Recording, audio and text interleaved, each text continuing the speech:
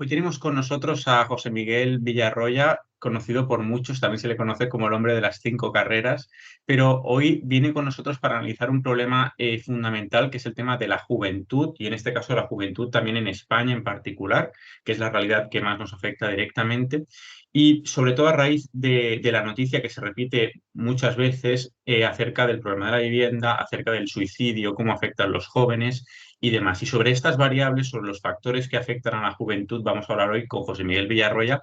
Lo primero de todo, muy buenas tardes, feliz año prácticamente, porque estamos a día 31 y muy bienvenido. Pues muchas gracias, Borja, por invitarme y feliz año para ti y para toda la gente que vea la entrevista. Bien, José Miguel, uno de los titulares que no es nuevo y es el hecho de que el suicidio está afectando, por ejemplo, a la sociedad española, en concreto a la juventud, como causa principal de muerte. ¿Por qué crees que esto sucede? ¿Crees que hay una relación directa también con las condiciones materiales en las que está creciendo la juventud?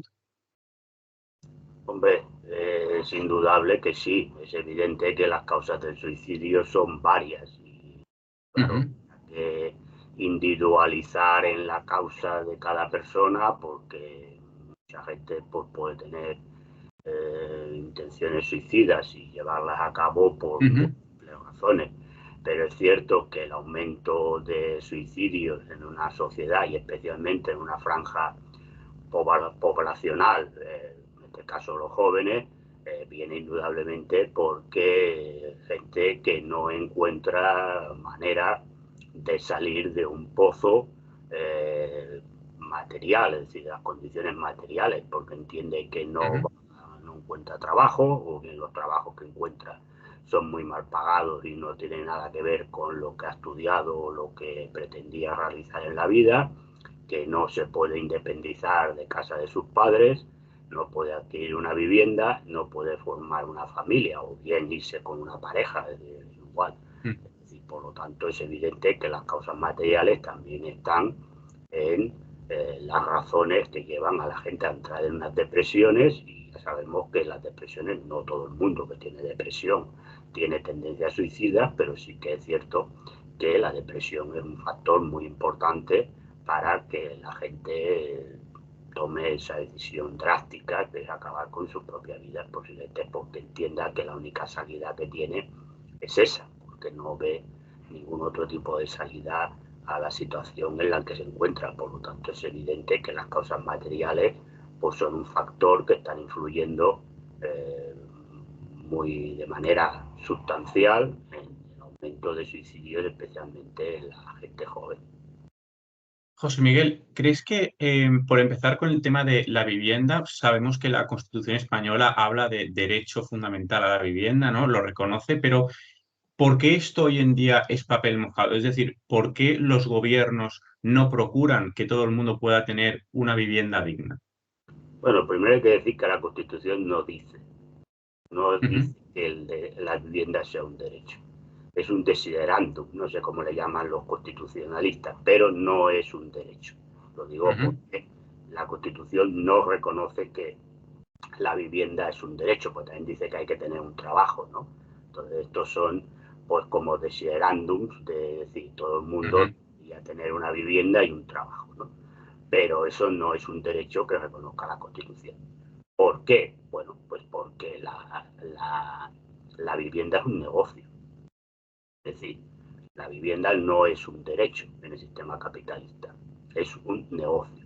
Y como es un negocio, por lo tanto está sujeta a lo que son las leyes del mercado. Es decir, ujú. entonces, no, ¿por qué no se mete mano? Bueno, no se mete mano porque las grandes constructoras y los fondos de inversión, que son los que en estos momentos están controlando prácticamente el parquet inmobiliario en España, vamos a circunscribirnos en España, pero esto es ampliable a prácticamente todos los países capitalistas, está en manos de toda una serie de fondos de inversión que son los que realmente mandan en el sistema capitalista. Y por lo tanto los gobiernos no van a meter mano ahí porque no pueden. Es decir, porque Ujú. si no se les acabaría el mundo. Entonces no van a hacer nada, más allá de cacaras y de leyes, que luego si miras la letra pequeña, pues ves que todos estos fondos de inversión y grandes tenedores de vivienda pues se escapan por la gatera, pues entonces no se va a hacer absolutamente nada. Y el parque de vivienda pública pues es irrisorio y va a ser irrisorio. Porque claro, si pretenden construir X viviendas de aquí al 2030, hombre, pues se supone que si cada año va aumentando el número de personas que necesitan vivienda, por las que construyan de aquí al 2030, pues se quedan en la nada, porque puede ser que las cifras que dicen ahora pues pueda paliar la situación de gente que quiere vivienda, puede parecer, digo parecer, porque tampoco palía, pero claro, de aquí al 2030 habrá mucha más gente que pedirá vivienda, ¿no? Gente por edad, es decir, gente joven que se quiere independizarse, más luego por gente inmigrante que venga, que también buscará una vivienda. Por lo tanto, es todo una pantomima que no se va a tocar absolutamente nada, así de claro. Claro, nos encontramos ante algo que afecta a las condiciones de vida de manera muy directa y al proyecto vital en el sentido de pues, una persona que quiera independizarse con su mujer, etc., etc., con su pareja, lo que sea. Esto, al mismo tiempo, claro, tendría que provocar o debería de provocar una reacción social para intentar solucionar esto.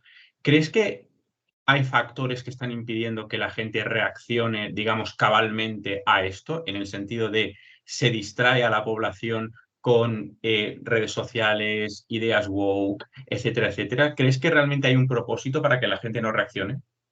Hombre, es evidente que el sistema activa sus mecanismos para que la gente no reaccione. A ver, ha habido manifestaciones a nivel del tema de los alquileres y demás, y bueno, han accionado, pues bueno, vamos a hacer esto, lo otro, que luego no se hace absolutamente nada, ¿no? Porque luego esto es anticonstitucional, lo otro afecta a la ley de no sé qué, por lo tanto, es evidente que activa los mecanismos para que la gente se distraiga en otras cosas y por lo tanto, pues bueno, en un determinado momento se pone la vivienda porque evidentemente hay una manifestación y eso no lo pueden tapar, entonces aparecen los medios de comunicación, pero rápidamente eso se tapa con otra cosa, es decir, para que la gente pues esté pendiente de otros temas.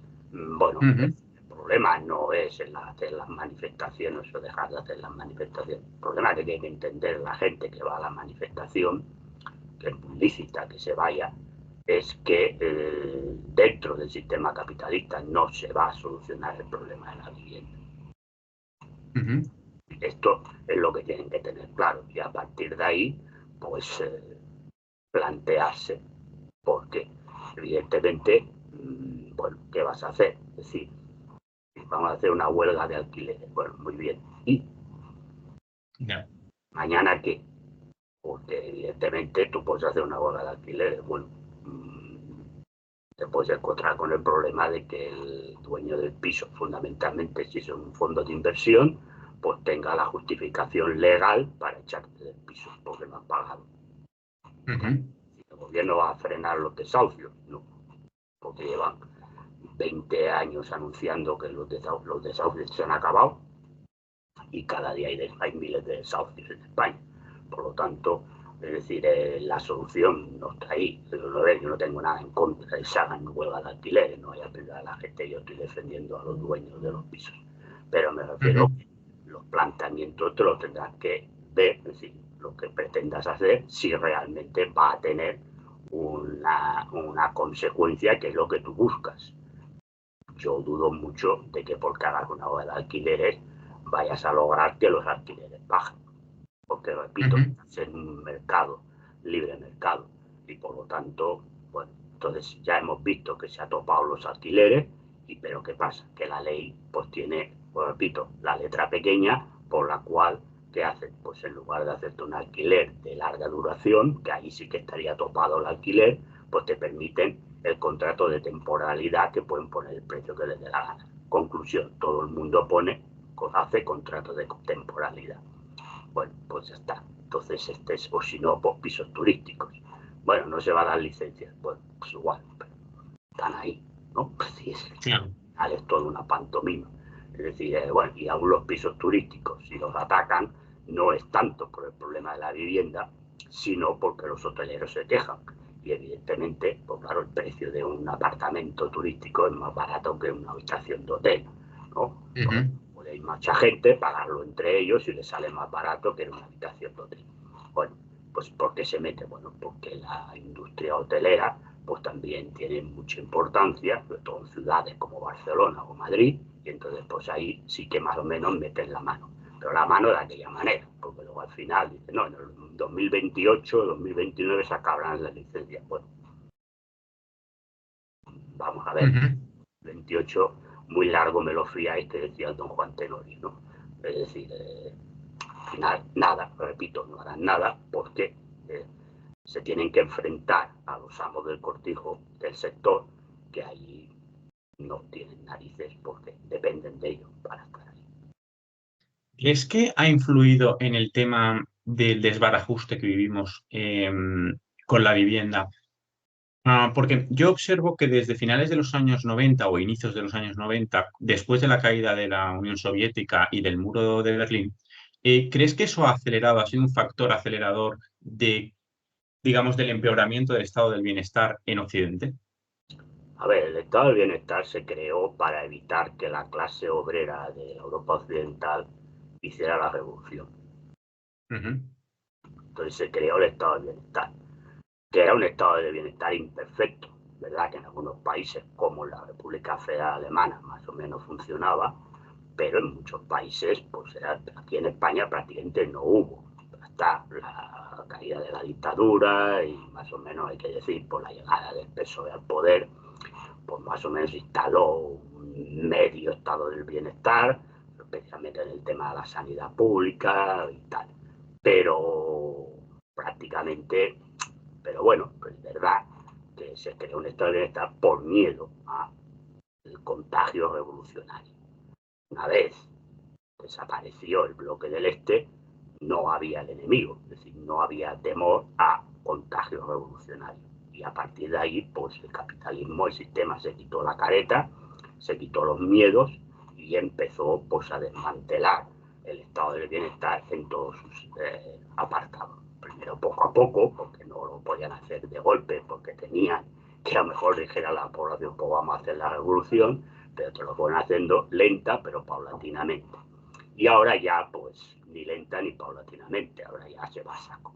Y por lo tanto, pues, estamos donde estamos. Es evidente que ayer fue el aniversario de la creación de la Unión Soviética, el 102 aniversario, pues es evidente que la caída de la Unión Soviética ha sido el mayor desastre que ha tenido la clase trabajadora mundial, porque a partir de ahí, pues, ya se ha perdido el miedo, se ha perdido el que pensar de que la clase trabajadora de países que no fueran comunistas, pues decidieran hacer la revolución para cambiar sus condiciones de vida y ya está. Y como durante todos estos años, desde la caída de la desaparición de la Europa del Este, lo que han hecho es crear pues toda una propaganda, porque sí, hoy en día, anticomunista, anti la Unión Soviética, anti la RDA, etcétera, etcétera. Y en los colegios, por lo que se va comiendo del tarro, de lo poco que se explica, lo poco que se explica, pues es porquería, pues hace que mucha gente pues entienda que sí, que este sistema está mal, que las cosas están mal, pero que aquello era peor y que por lo tanto existiría. Y eso el sistema ya lo tiene muy asimilado y por lo tanto ya le da igual que la gente salga a protestar. Pues como dijo Luxemburgo, las manifestaciones, si no tienen carácter revolucionario, no sirven para nada. A ver, una manifestación de una protesta puntual o de una petición de mejoras laborales, etcétera, etcétera, pues sí, porque si va acompañado de una huelga, pues puede provocar, pues bueno, que me suban el sueldo, pues siempre es mejor.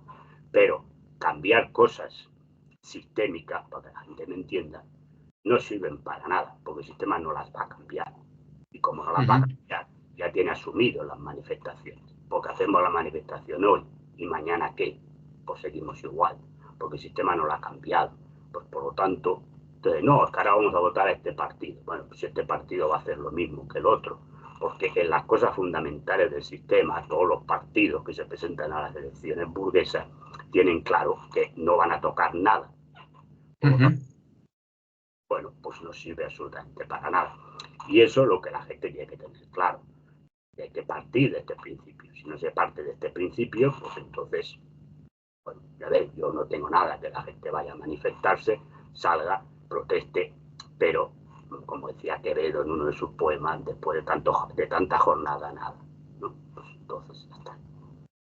Todo esto que estamos comentando que está sucediendo, por ejemplo, en nuestro caso en España, aunque es en Occidente también, pero por centrarnos en España, cuando tú que viviste la RDA, cuando viste la caída de la RDA y luego la caída del muro y después de la Unión Soviética, ¿tú eras consciente de que iba a pasar todo esto que estamos comentando? Sí, sí, porque yo tenía claro de que se acababa, no caía el muro de contención del capitalismo. Y además yo viví el capitalismo salvaje. Es decir, cuando cayó el muro y entró el capitalismo, aún en la zona de la RDA, no tanto de lo de la RDA, porque es evidente que nos aplicaron la legislación de la República Federal Alemana, que es evidente que aún siendo que nos machacó mucho, pero aún mantenía un mínimo de derechos, ¿no? Pero Ujú, el resto de países del bloque comunista, Polonia, Checoslovaquia, antes de que se separara, Hungría, etcétera, etcétera, ahí entró el capitalismo salvaje y ahí entró sin reglas. Es decir, por lo tanto, yo ya vi lo que había.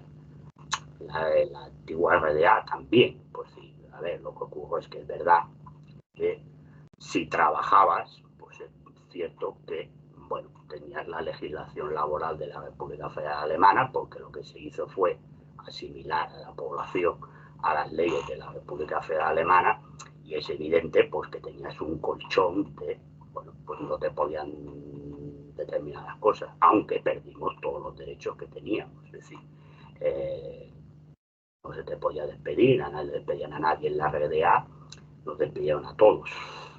ujú, Los pisos se pagaba una cosa muy, los pisos eran todos del Estado.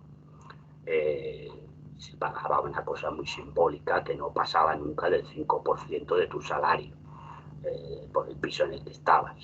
Entonces, ¿qué pasó? Pues esos pisos se vendieron a inmobiliarias de la República Federal Alemana, algunas de países extranjeros, y ¿qué hicieron? Pues subieron evidentemente los alquileres a precios, claro, según la zona donde estabas viviendo, pues aplicaron precios de mercado. Entonces, ujú, pasar, por ejemplo, estabas pagando con 60, 70 marcos al mes, pues de golpe tenías que pagar 300 o 400.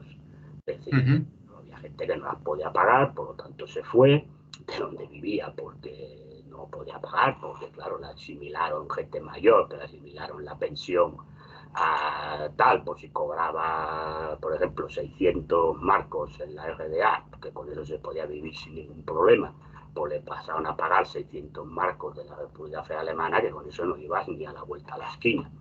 Bueno, pues todas estas cosas yo ya las viví y por lo tanto y vi lo que pasaba en otros países de la zona comunista donde ahí ya directamente no había ni un mínimo, no había ni un mínimo.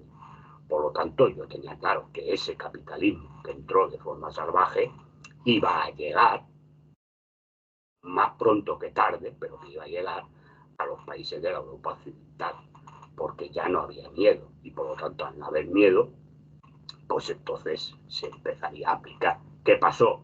Bueno, ya en la propia República Federal Alemana, a la que yo volví después de unos años de estar en España, volví a vivir ya en la República Federal Alemana, ujú. unificada, pues que llegó, pues empezó a vivir, yo empecé a vivir el desmantelamiento paulatino del estado de bienestar, de ese milagro económico que hablaban en Alemania, bueno, en la época de Schröder, con su Agenda 21 y sus programas HARTS y tal, bueno, pues ya pues toda una serie de cosas que en la sanidad, pues incluso en la República Federal Alemana antigua, pues estaban cubiertos y empezaron a dejar de estar cubiertos.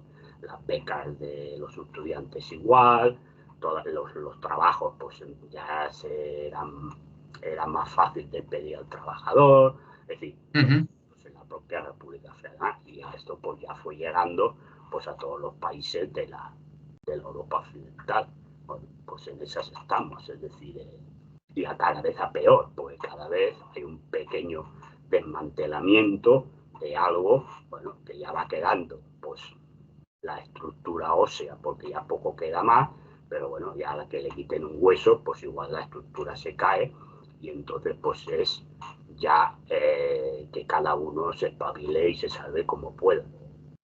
Eso te quería comentar, José Miguel. El otro día, pues bueno, tuve la desgracia de que hospitalizaron a un familiar mío en un hospital de aquí del Bajo Llobregat, pues zona que compartimos a nivel de donde vivimos. Y en el hospital me dijeron una cosa que a mí me heló la sangre, y es que en todo el Bajo Llobregat solo había 2 ambulancias para traslado de pacientes medicalizados. 2 ambulancias. Ya, bueno, claro, bueno, pues a ver, aparte es que las ambulancias no dependen de la sanidad pública, es una empresa privada que está subcontratada por un consorcio sanitario con la sanidad pública. Por lo tanto, las ambulancias no son propiedad de la sanidad pública. Es una empresa que tiene ambulancias y que bueno, tiene el servicio contratado con la sanidad pública. Bueno, la empresa hará lo que le dé la gana, evidentemente buscará el máximo beneficio con el mínimo gasto y, bueno, pues 2 ambulancias ve usted, la que pueda. Entonces, evidentemente, a mí me ha pasado con mi madre, que está en el hospital, le dan el alta, ella no puede coger transporte público, va con caminador, etcétera, etcétera. Bueno, la ambulancia no medicalizada, pues mi madre no, afortunadamente no la necesita, pero sí que es ambulancia de transporte, bueno, te dan el alta a las 12 del mediodía y no te vienen a buscar hasta las 7 de la tarde, ¿no? Sí, Entonces, esa es la realidad. esta es la realidad de lo que estamos. Y por lo tanto, bueno, pues el desmantelamiento total y absoluto. Pero ¿no te da la sensación de que a nivel de sanidad, por ejemplo, estamos muy cerca ya del colapso? No, ya estamos colapsados. Es decir, a mí el médico de cabecera me han dado para 2 meses la visita. Médico de Por Dios. cabecera, estamos hablando de no el especialista, no, médico de cabecera. Bueno, ya estamos en el colapso. ¿Qué se busca? Se busca que la gente se vaya a las mutuas, pero ¿qué pasa? Que las mutuas, como ya han recibido tanta gente y tampoco invierten, pues está también más o menos parecido igual. Entonces, bueno, pues este es el tema, es decir, lo público se Claro, va y ya está. todo esto provoca, evidentemente, sufrimiento en la gente, en la calidad de la vida de la gente. Cuando tú fuiste consciente de que todo el bloque soviético, incluido la RDA, se venía abajo, ya no hablo en un sentido intelectual y político, sino a nivel personal, eh, también te provocó frustración, dolor, lo que sabías que iba a pasar. Bueno, me provocó dolor la desaparición, evidentemente, porque era un mundo que era mi mundo que desaparecía. Entonces es Mm. evidente que a nivel personal, pues más allá de que pues, lógicamente pues entendía lo que pues, iba a venir, hombre, pues lo que me produjo máximo dolor es que desaparecía mi mundo, para que la gente me entienda, ¿no? Entonces, por lo Ujú. tanto, el mundo en el que yo creía, sigo creyendo, pues desaparecía. Entonces, este es el principal sentido de frustración que yo sentí en ese momento y que no desaparecía porque no funcionase los errores y de tal, sino por traiciones internas interesadas que venían de la Unión Soviética y de gente también de la RDA que traicionó el Estado, ¿no? O el Ujú. partido, o a la sociedad, lo que se quiera llamar. Bueno, esto es lo que vivimos. Sí. Si quieres, me gustaría preguntarte por último, la famosa Agenda 2030. Tú hablaste en alguno de los programas de que la pandemia fue un acelerador de muchas de las cosas que ya se estaban fraguando, ¿no? Entonces, de aquí a 2030, que prácticamente ya estamos en 2025, en estos próximos 5 años, ¿qué crees que tienen preparado para nosotros? Pues no lo sé, hombre, a aplicar lo que dice la agenda, pero bueno, claro, la agenda mejor te dirán lo que a ellos conviene que la gente le pueda leer, porque la gente no se la lee porque es un tocho impresionante. Pero bueno, supongo que aparte de lo que pongan ahí, pues igual tienen preparado alguna otra sorpresa. No lo sé. Es decir, evidentemente la idea que tienen es aplicar la agenda en la totalidad de lo que dice. Entonces, así ahí ya, como dice aquel, un conejo en la chistera, pues esto yo ya no lo sé, porque esto yo no llego a esos niveles de conocimiento. Pero está claro de que la idea clave es aplicarla y cumplirla. Bueno, pues si pueden cumplirlo todo o no, eso ya también dependerá, porque las situaciones pues a veces pues son cambiantes y no todo es, tú puedes planificar una cosa, pero luego la situación puede ir cambiando y a lo mejor no te conviene aplicar eso en ese momento por miedo a protestas y demás. Pero bueno, claro, la intención de aquí al 2030 pues es ir aplicando todo lo que dice la agenda, y si tienen algo oculto para colarlo, pues mejor, y si tienen que sacar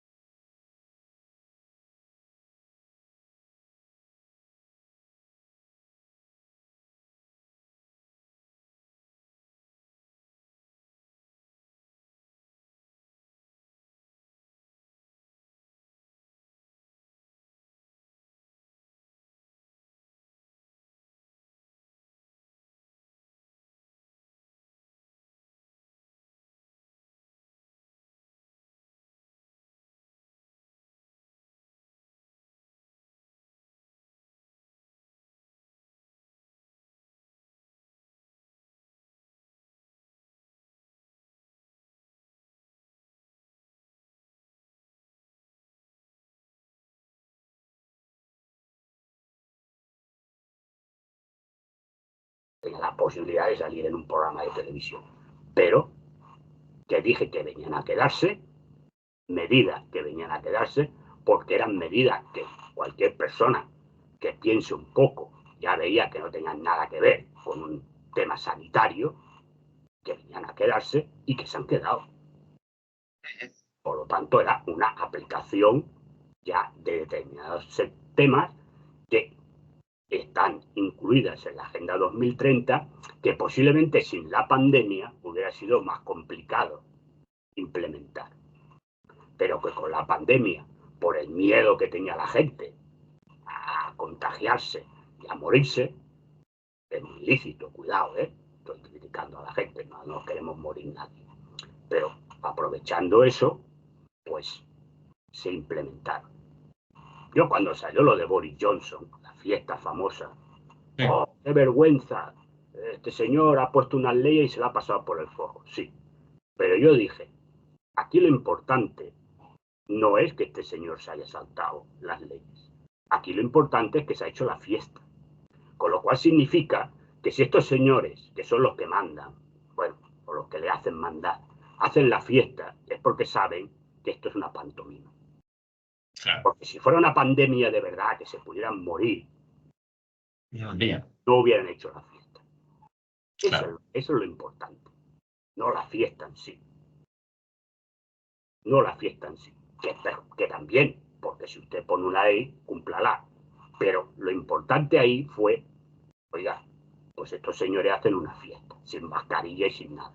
Y me imagino porque, bueno, ¿no? Bueno, pues entonces, ¿qué era? Pues bueno, lo que era. Y repito, porque en la época de la peste negra no se hacían fiestas, ¿no? Entonces, las cosas hay que empezar a verlas, ¿no? Y por cierto, este señor se lo sacaron porque imagino que se lo querían cargar, porque vete a saber cuántas fiestas de estas se hicieron sin que no nos hayamos enterado. Me gustaría volver para acabar ya al tema de la juventud y a darte pues tu espacio para que pudieras mandar, si quieres, un mensaje a la juventud, especialmente a la juventud española. ¿Qué le dirías? Pues que tienen que luchar por sus derechos. Los derechos no llegan del cielo. Los derechos primero se conquistan. Y si hay una serie de derechos ahora es porque ha habido generaciones anteriores que han luchado para conseguirlos. Algunos hasta han dejado su vida. Otros les ha costado la cárcel, años de cárcel, para tener estos derechos. Todos los derechos hay que luchar para conservarlos y luchar para mejorarlos. Si no se lucha, estamos derrotados. Y a ver, la lucha tenemos que hacer todos, no solamente la juventud, todos, porque los derechos laborales nos afectan a todos. Yo soy trabajador todavía, por lo tanto me afecta. Y además, el día que me jubile, pues también, porque las pensiones dependerán para que las cobre, no porque no tenga derecho. Pues yo repito, la pensión me la he pagado yo. A mí no me la va a pagar ningún joven, me la he pagado yo. Porque los trabajadores nos pagamos nuestra pensión con lo que nos quitan cada mes de nuestra nómina. El autónomo con lo que pague cada mes. Por lo tanto, yo ya me la he pagado. A mí no me la va a pagar ningún joven. Es evidente que están con este rollo, si los jóvenes no trabajan, pues no me van a pagar pensión. Por lo tanto, todos tenemos que luchar. Mayores, para conseguir pensiones más dignas, especialmente las viudas, los que estamos trabajando pues para seguir teniendo unos derechos laborales dignos y la juventud para conseguir también una vida digna. Pero vida digna para todos, porque muchos estamos trabajando y tampoco tenemos una vida para tirar cohetes. Es decir, hay que luchar. Y para terminar, ya sé que llevo la boca a mi sardina, pero yo siempre lo he dicho, dentro del sistema capitalista no hay solución. No hay solución ninguna. Porque el sistema capitalista se basa en que para unos pocos vivan bien, la gran mayoría tiene que vivir muy mal. Y la dignidad humana no es el centro es el dinero. Entonces hay que ir a un sistema donde la dignidad humana sea la base principal del sistema. Y eso no es el sistema capitalista. Pues con ese mensaje nos quedamos, José Miguel. Yo aprovecho personalmente para desearte un feliz año y mucho ánimo con tu labor periodística y demás. Y bueno, pues un abrazo muy fuerte. Pues igualmente para ti, Borja, y para toda la gente que nos vea, les deseo un feliz año y que este año esperemos que sea mejor que el anterior, aunque por desgracia lo dudo. Muchísimas gracias.